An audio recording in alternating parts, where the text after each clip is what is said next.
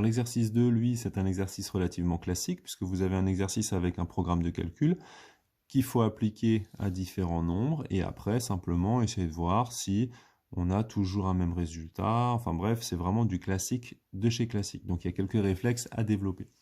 Montrer que si on choisit 1 comme nombre de départ, le programme donne 6 comme résultat. Donc première chose, on va prendre 1. On peut le présenter par exemple comme ça sous forme de flèche. Prendre le carré de ce nombre, donc le carré de 1, 1 fois 1, ça fait 1. Ajouter le triple du nombre de départ. Donc ici, on a plus 3 fois x. Donc 3 fois le nombre de départ. On a 1 plus 3 fois 1. Donc ça fait 4. Ajouter 2. Ben, j'ai 4 plus 2, ça fait 6. Donc si on passe de 1 à 6, on a bien, comme c'est écrit dans l'énoncé, en prenant 1 comme nombre de départ, on obtient 6 en résultat. Quel résultat obtient-on si on choisit moins 5 comme nombre de départ?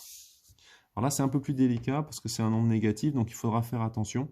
Parce que quand vous avez moins 5, quand vous élevez au carré, c'est bien le moins 5 qui est au carré. Et donc, c'est moins 5 fois moins 5, donc on obtient 25.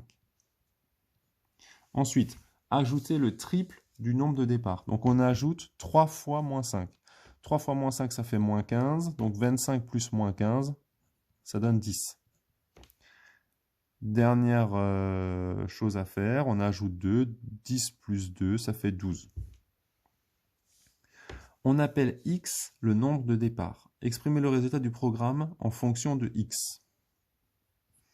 Donc on a x comme nombre de départ, on élève au carré, donc on a x carré.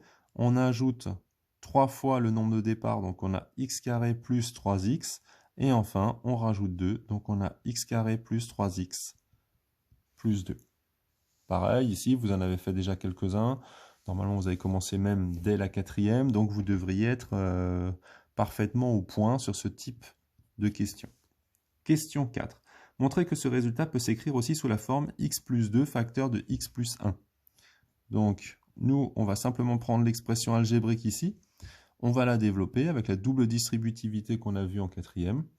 X fois x, x carré. X fois 1, ça fait x. 2 fois x, ça fait 2x.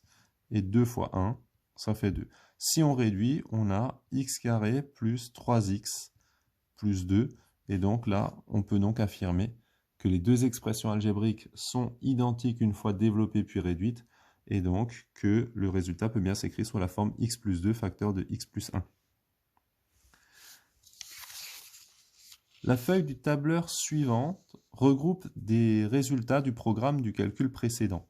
Quelle formule a été écrite dans la cellule B2, donc B2 c'est ici, avant de l'étendre jusqu'à la cellule J2. Là, vous avez l'expression algébrique. En fait, ce qu'il y a, c'est que simplement à la place de x, vous allez mettre la case que vous allez choisir ici au départ pour la valeur de x. Donc la valeur finale, elle est ici en B2, mais la case initiale pour laquelle on a calculé B2, c'était en B1. Donc ici, on va écrire B1 plus 2 et B1 plus 1. On n'oublie pas de mettre le égal devant pour bien spécifier ici qu'on attend une réponse à un calcul. Donc première réponse possible, c'est égal B1 plus 2 facteur de B1 plus 1. Ça, c'est si on a utilisé l'expression algébrique x plus 2 facteur de x plus 1.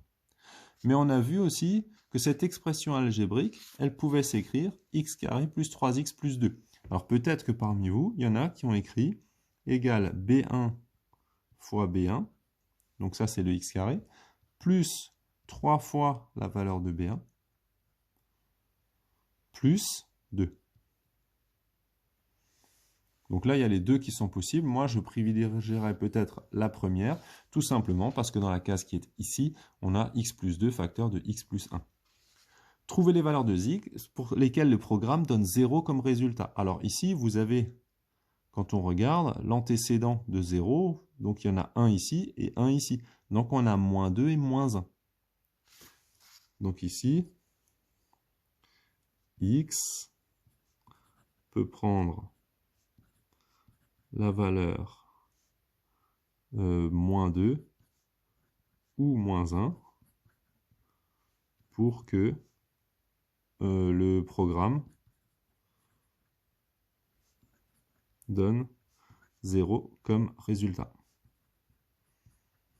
Alors, si vous n'êtes pas tout à fait convaincu ou si vous voulez le prouver ici grâce à l'expression algébrique, ben, qu'est-ce qu'on fait? Ben, on va résoudre simplement x plus 2 facteur de x plus 1 égale 0. On a une expression de type a fois b égale 0, donc soit a vaut 0,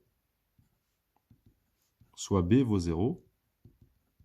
Et donc ici, naturellement, on trouve que x plus 2 égale 0, donc x égale moins 2. Ou alors, vous avez x plus 1 qui vaut 0, et donc x égale moins 1. Quand on a ça, des fois on l'écrit s égale, on met la plus petite valeur, moins 2, point virgule, la plus grande, et on peut l'écrire sous cette forme-là si on a envie d'être un peu plus rigoureux d'un point de vue mathématique.